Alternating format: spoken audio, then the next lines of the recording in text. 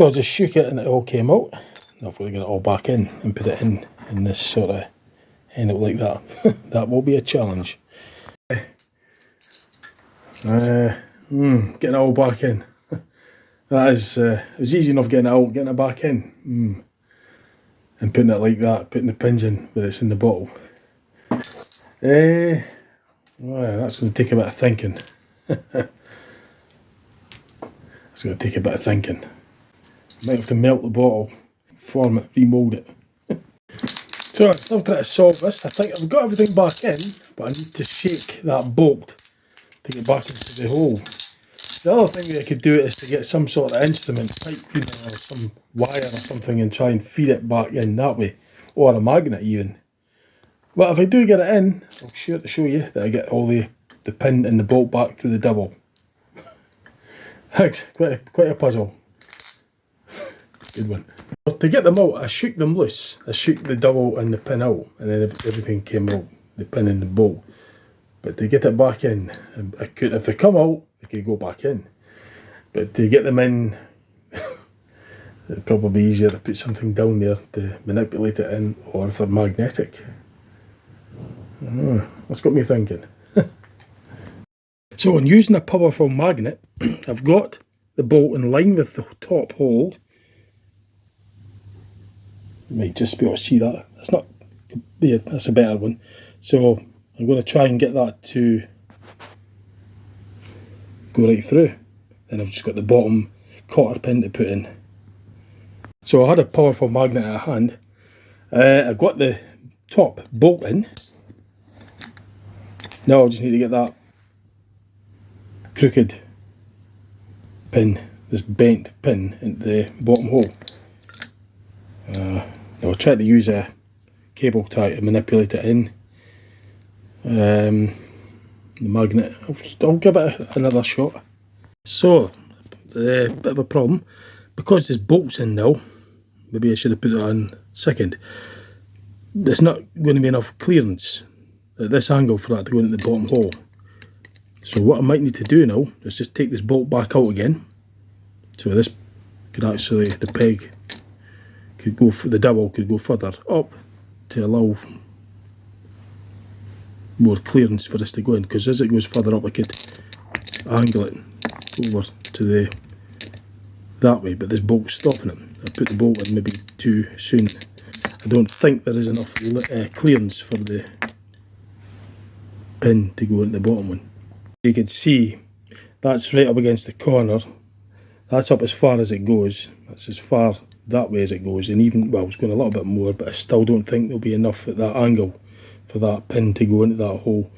This bolt might need to come back out again to allow more room for this pin to go in. So I think I'm definitely going to have to take that bolt back out again. And this powerful magnet is really coming in handy as a solution. Well, certainly got the top bolt in, so hopefully I can get the bottom pin in, and then the bolt back in. Then that'll be the puzzle complete. Here's hoping. Bolt, I just shook the bolt back out of the dowel. Now I could get maybe the more clearance now for the pin to go through, the bottom pin. I'll just see if that presents a problem. If I put the bolt in again, we'll just see what happens. All in the bolt. Well, the bolt wasn't on the end when they took it out, and the bolt is also in there. The bolt on the end to keep it in. But first things first, let's see if I get this bottom pin in. I've nearly got the nail, or the pin rather, in the bottom hole. Nearly. In fact, I nearly dropped it. Successfully got that in there. Now I need to get the bolt into the top hole now. I got the bolt and the ball was just basically not connected. So our challenge is to put the bolt on the end of the nut. But this magnet is really coming in very useful. Hooray! Moments of joy. I've actually got it. And I'm filming it as well. I'll probably make him a better just... yeah, there you go. It's done. That's how I got it. Both these pins were in. The bolt and the pin were in. I thought that's how I got the present. I'm quite chuffed. Now I used gravity friction and a magnet.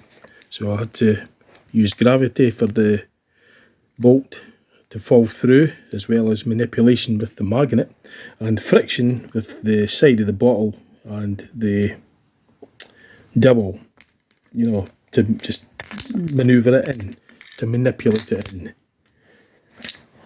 So that bolt will go in the end of the nut will go in the end of the bolt. But promised, my friend that gave me this, well, I says to my mate that I would, if I get them back in the way I got it, I'll show the video of me managing somehow to do it with the help of magnetic force, friction and gravity and patience. It was good fun. Thanks for the present. The bolt does go on the end of this, so get the bolt on the end just to satisfy myself. I'll go and give it a go. I don't know how it's going to go on, but I'll give it a go then. And using the magnet again, friction and all the rest of it to get this nut on the end of this bolt.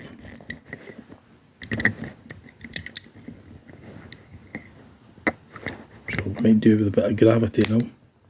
Okay, so I've got the nut on. I might just need to shake the thing to get it to do a few threads. It's quite a loose fit, but to get it on I could either shove the cable tie in there to try and turn it clockwise to lock it on, or I could shake it and then it'd be very frustrating if it falls off, but I'll see what I could do. I've enlisted the help of this cable tie. I've just shoved that down there. I've managed to get it a couple of turns, so it shouldn't come off. What I've done is I've managed to get some threads on it now just by simply brushing the cable tie over the top of the... It's a very loosely fitting nut, which is convenient because it's enough to get it to turn on. So I could probably just continue doing that until it's threaded fairly tight. So that was the use of friction to do that, because when the cable tie it rubs against the... When it moves the as you can see, it's friction, so rotate clockwise.